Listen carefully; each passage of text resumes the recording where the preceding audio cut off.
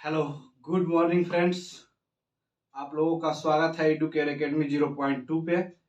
और चलिए class 10th के छात्रों के लिए ज्यामिति त्रिभुज के वन लाइनर प्रश्न के साथ आज डिस्कशन होगा। कुछ जहरीले प्रश्न के साथ there is a toxic questions on the screen. और आप लोगों के साथ वन लाइनर क्वेश्चन के डिस्कशन कराने का मेरा एक ही उद्देश्य है कि इससे आपका कंसेप्ट क्लियर होगा और एग्जाम में पूछे जाने वाले सभी विभिन्न प्रकार के ऑब्जेक्टिव प्रश्नों का आप लोग सॉल्यूशन कर पाए। तो चलिए शुरू करते हैं एक नंबर प्रश्न से कि यदि दो त्रिभुज समकोणिक हो तो त्रिभुज होते हैं। मतलब त्रिभुज कैसे होते हैं, यदि इसके मीनिंग को समझिएगा कि इसका मीनिंग क्या कह रहा है, दैट इज मीनिंग। और यहाँ पे समकोणिक कहने का मतलब है कि राइट एंगल ट्रायंगल नहीं होना चाहिए। जैसे दो त्रिभुज हमने यहाँ पे बनाया और यह कह रहा है कि दोनों त्रिभुज आपस में समकोणिक है, तो समकोणिक कहने का मतलब है कि यह अगर त्रिभुज एबीसी है, त्रिभुज एबीसी और यह त्रिभुज डीईएफ है, तो दोनों त्रिभुज समकोणिक कहे जा रहे हैं। इसका मतलब है कि इस दोनों त्रिभुज का जो भी इंटरनल एंगल है यानी कि आंतरिक एंगल है, जो भी यह आंतरिक कोण है, इस आंतरिक कोण आपस में इक्वल है। समकोणिक कहने का मतलब क्या है, इसके मीनिंग को समझिएगा कि यह आंतरिक कोण आपस में बराबर है। यह दोनों आंतरिक कोण आपस में बराबर है, यानी कि जो एंगल BAC होगा वही एंगल EDF होगा, वही एंगल क्या होगा, EDF होगा। तो इसलिए जब समकोणिक हो गया, जब सभी एंगल आपस में बराबर हो गया, तो यही त्रिभुज के भुजाओं का रेशियो क्या होगा, साइड का रेशियो क्या होगा, इसी पे चर्चा होगा। यदि दो त्रिभुज समकोणिक हो तो त्रिभुज होते हैं, त्रिभुज क्या होगा, सर्वांगसम होगा, समरूप होगा, सभी भुजाएं बराबर होगी। यह आपको डिसाइड करना है कि अगर यह कोण एंगल आपस में इक्वल है, इस एंगल के साथ इक्वल है, तो इसके साइड का रेशियो क्या होगा, साइड का जो रेशियो होगा यानी कि AB बटा DE। और ध्यान से देखिएगा, एंगल B अगर इसके साथ बराबर है, एंगल B इसके साथ बराबर है, तो B के सामने वाली जो साइड है, B के सामने वाली जो साइड है AC और इसके सामने का जो साइड है DF, यह आपस में समानुपाती होगा। तो उसी त्रिभुज का जब कोण बराबर हो और भुजाएं समानुपाती हो तो त्रिभुज क्या होता है, तो त्रिभुज यह आपस में समरूप होता है, इस सिमिलरिटी के फॉर्म में चलता है। त्रिभुज क्या होता है, तो समरूप होता है। तो इसी समरूप त्रिभुज के कॉन्सेप्ट को डिस्कशन करेंगे हम। तो यहाँ पे आंसर आप लोग लिखेंगे समरूप होगा, समरूप होगा।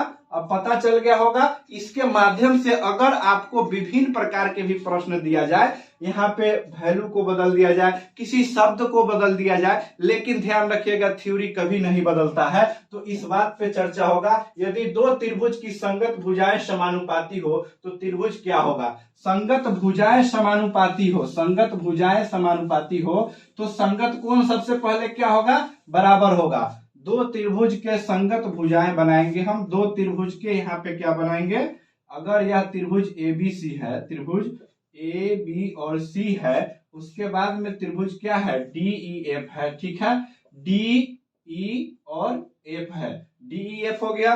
कह रहा है प्रश्न कि यदि दो त्रिभुज की संगत भुजाएं समानुपाती हो तो त्रिभुज क्या होते हैं। भैया जब संगत भुजाएं समानुपाती हो, संगत भुजा कहने का मतलब है कि यह साइड अगर AB है तो यह DE साइड का रेशियो बराबर होगा। तो इसके सामने का एंगल, सामने का कोण जो होगा, सामने का कोण जो होगा आपस में बराबर होगा। अगर यह थीटा डिग्री होगा तो यह एंगल भी थीटा डिग्री होगा निश्चित। अगर यह एंगल थीटा डिग्री है तो यह भी एंगल थीटा डिग्री होगा। तब जाके आपका AB का रेशियो DF के साथ क्लियर होगा, यानी कि AB का रेशियो DF के साथ तभी क्लियर होगा जब यह एंगल सेम होगा, यह एंगल सेम होगा। अब आती है कि कंडीशन दूसरे एंगल की क्या होगा। अगर मान लीजिए कि यह x डिग्री होगा तो यह भी x डिग्री होगा, निश्चित है। तो इसका भी तो संगत कोण आपस में बराबर है। और संगत कोण जब बराबर होगा तो संगत भुजा का रेशियो बराबर होगा। यानी कि अब AC बटा DF, यहां से आप AB बड़ा DF ले लिए, तो अब AC बटा में DF आपको लेना ही लेना, AC बटा DE लेना होगा। यानी कि इस साइड का और इस साइड के साथ रेशियो आपस में इक्वल होगा। तो ध्यान रखिएगा, जब भी संगत भुजाएं अगर समानुपाती है तो संगत कोण बराबर होगा, और संगत कोण बराबर होगा तो त्रिभुज का कंडीशन क्या होगा, समरूप होगा। त्रिभुज का कंडीशन क्या होगा, समरूप होगा। आपस में फिर देखेंगे कि त्रिभुज क्या हो जाएगा, समरूप हो जाएगा। इसका जवाब क्या होगा, समरूप होगा। तो वन लाइनर क्वेश्चन है, वैसा तरीका है, वैसा टॉक्सिक है कि अगर आप इसे पी लिए एक बार बहुत अच्छे तरीका से, तो आपका थ्योरी एकदम कंसेप्ट के साथ क्लियर होता है। यदि दो समरूप त्रिभुजों के क्षेत्रफलों का अनुपात, दो समरूप त्रिभुज के क्षेत्रफलों का अनुपात, अब यहाँ पे देखिएगा ध्यान से, कह रहा है यह प्रश्न कि दो त्रिभुजों के क्षेत्रफल के अनुपात, क्षेत्रफल, अब यहाँ पे भी हम लिखेंगे क्षेत्रफल, ध्यान दीजिएगा इस बात पे, क्षेत्रफल कह रहा है कि दो समरूप त्रिभुज के क्षेत्रफलों का अनुपात उनके संगत भुजाओं के साथ क्या संबंध स्थापित करता है। यानी कि यह क्षेत्रफल, इस क्षेत्रफल जब दे दिया तो यह इसके संगत साइड के साथ क्या रेशियो देता है। तो यहाँ पे लिखेंगे इसके वर्गों के समानुपाती होता है, इसके भुजाओं के वर्गों के समानुपाती होता है। किसी भी दो समरूप त्रिभुज के जब क्षेत्रफल दिया हो और जब उसका साइड निकालना हो तो आप एक ही तरीका लेंगे, क्या लेंगे, उसके भुजाओं के वर्गों के अनुपात के बराबर होता है। तो यहां लिखेंगे area of triangle ABC, area of triangle, area of triangle ABC upon area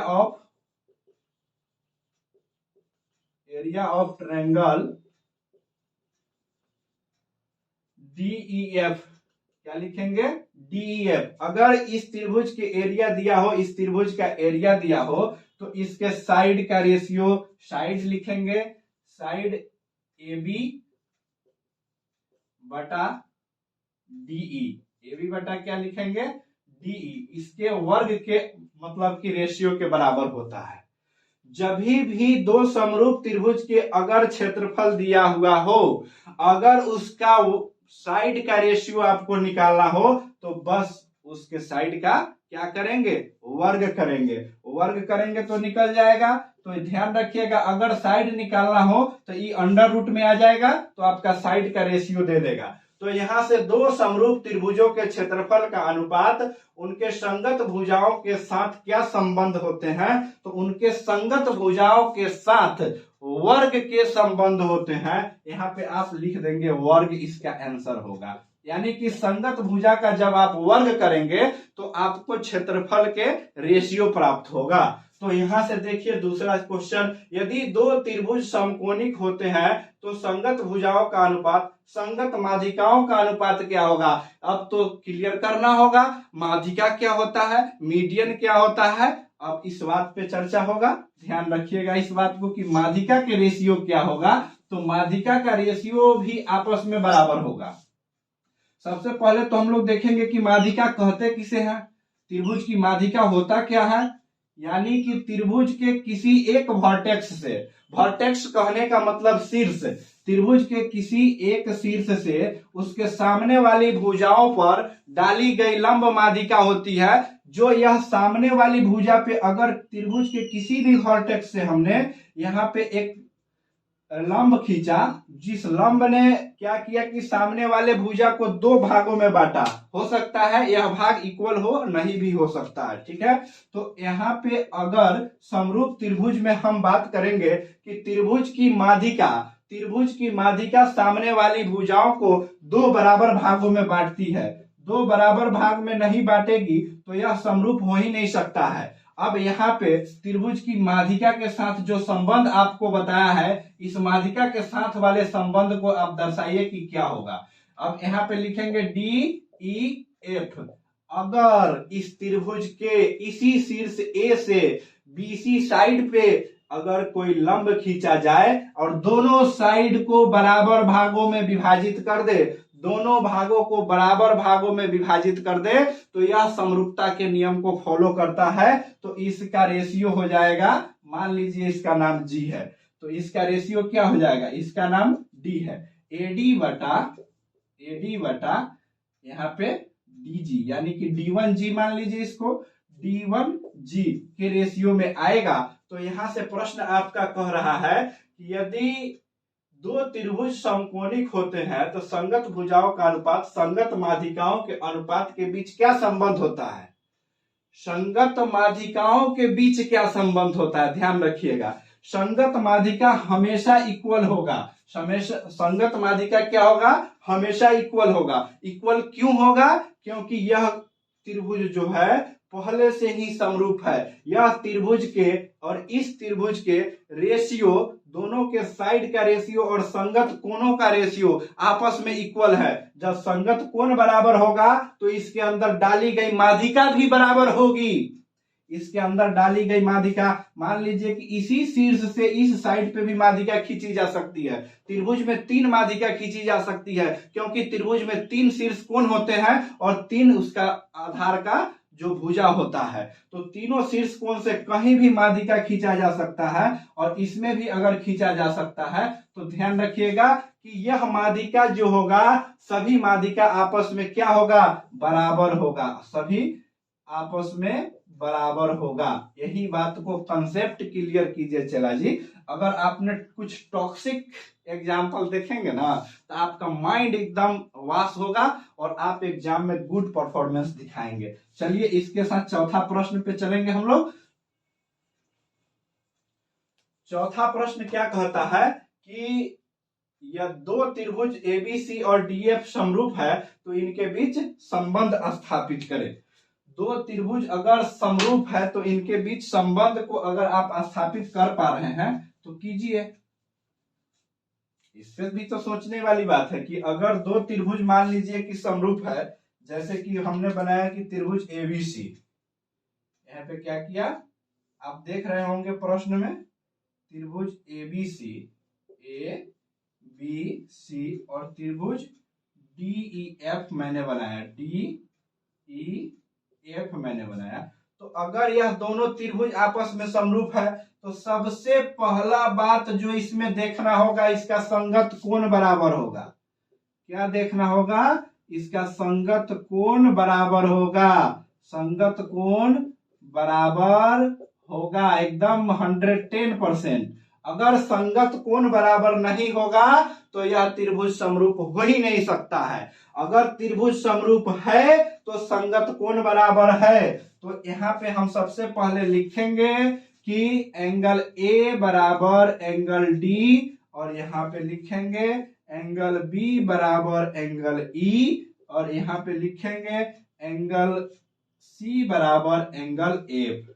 जब तीनों कोण बराबर हो गया तो इसके साइड के बीच में जो अनुपात का रेशियो होगा, जो अनुपात होगा उसी को हम लोग यहाँ पे चर्चा करेंगे। यानी कि ए बराबर है डी के, तो डी के सामने वाला साइड क्या है, ईएफ है, और यहाँ पे ए के सामने वाला क्या है, बीसी है। एंगल सी बराबर है एफ के, तो सी के सामने वाला जो साइड है उसके साथ एफ के सामने वाले साइड का रेशियो होगा। तो यहाँ पे इसका रेशियो इसके साथ होगा। अब देखिएगा ध्यान से, इसका रेशियो इसके साथ होगा और यहाँ बीसी का रेशियो ईएफ के साथ होगा। तो इसी रेशियो को तो यह प्रश्न कह रहा है कि आप मुझे अनुपात के फॉर्म में बताएं कि अनुपात क्या होगा। यानी कि अनुपात होगा AB बटा DE बराबर BC बटा EF। अनुपात क्या होगा, BC बटा EF बराबर AC बटा DF। इसका रेशियो आपस में बराबर होगा यदि यह दोनों त्रिभुज समरूप है तो। अगर समरूप है तो यह रेशियो फॉलो करेगा। अब चलिए कि त्रिभुज में दो चार ऐसे प्रश्न होते हैं जो वृत्त से होते हैं, वर्ग से संबंधित होते हैं, जो डायरेक्ट थ्योरी बेस्ड प्रश्न होते हैं। अगर इनके थ्योरी नहीं, इनके कंसेप्ट को आपने दिमाग में बैठा लिया तो हर एग्जाम में आपका 2 नंबर रखा हुआ है, चाहे आप कॉम्पिटेटिव एग्जाम दे या आप मैट्रिक बोर्ड एग्जाम दे। जैसे कि यहाँ पे लिख रहा है कि सभी वृत्त आपस में क्या होते हैं। भाई सभी वृत्त आपस में क्या होते हैं, तो यहाँ पे 2 वृत्त, कम से कम 2 वृत्त आपका निर्माण करना ही होगा। बिना 2 वृत्त के कुछ होने वाला नहीं है। देखिएगा ध्यान से, वृत्त कहने का मतलब है कि एक गोलाकार फिगर होना चाहिए। अब जब हम सर्कल पढ़ाएंगे तो इसका फुल चर्चा करेंगे कि वृत्त क्या होता है, सर्कल क्या होता है, रेडियस क्या होता है। मान लीजिए कि यह एक सर्कल है और यह भी एक सर्कल है, तो पूरे सर्कल को निर्माण करने में कितने डिग्री एंगल का प्रयोग किया गया है, कोई मुझे कमेंट बॉक्स में जरूर बताए कि पूरे इस वृत्त के निर्माण करने में कितने डिग्री के कोण का प्रयोग किया गया है। Please type this comment box में योर आंसर। ठीक है, घबराइएगा नहीं। अब यहाँ पे देखिएगा कि क्या होता है कि पूरे वृत्त के निर्माण करने में, चाहे इसका रेडियस के वैल्यू अलग अलग हो सकता है, अलग अलग तरीकाओं से अलग अलग रेशियो दिया जा सकता है, लेकिन इसका जो एंगल होगा, यह एंगल एकदम सेम एंगल होगा। यह कितना पे आके रुकेगा, 360 डिग्री पे आके रुकेगा।